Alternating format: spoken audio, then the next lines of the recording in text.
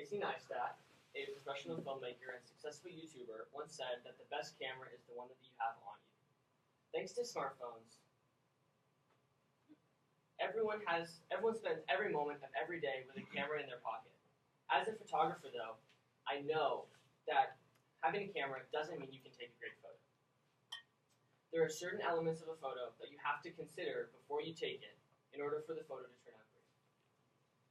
The invention of cameras allowed photographers to share information in a whole new way. In The Doorstep Portrait, Howard Becker explains portraits as an exchange of information between the photographer and the subject. The role of photographer is to capture the message that the subject is sharing and to share it with the world.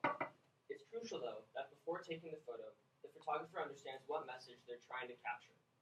If the photographer doesn't know what they're trying to capture, the rest of the world will never understand what the subject was trying to share. The first thing a photographer has to do is to pick at least one location to take photos. When choosing a location, there are many factors to consider. The most important is the available light. If a location is dark, the photos will turn out grainy and most of the details will be lost. If the location is well lit, though, your details will come out clearly and the photo will be very interesting. Once you've chosen your location, your next step is going to be to pick a subject.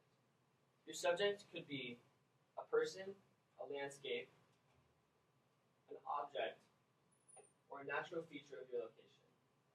If you choose to photograph a person, it's important to make sure that the person you're photographing is comfortable around you, and hopefully in front of the camera, which normally they won't be.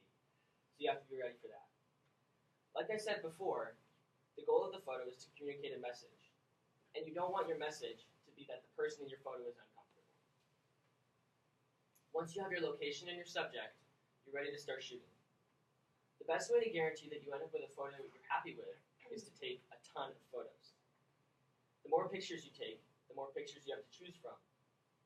While you're shooting your subject, it's important to keep an eye on your lighting. Since lighting changes during a shoot, remember to keep an eye on how well lit your subject is. As Rend and Meyer explain in their book, light is what determines the success of a portrait. In addition to light, it's important to keep your subject looking good. Make sure that if you're shooting a person, they stay relaxed. If you're shooting an object or a landscape, make sure that you still capture the best features of that object or landscape every photo. As you take your photos, don't be afraid to experiment with different types of lighting and plenty of different angles. Mixing things up can help create some really interesting photos. Once you have your photos, it's time to go through them and pick out your favorite ones.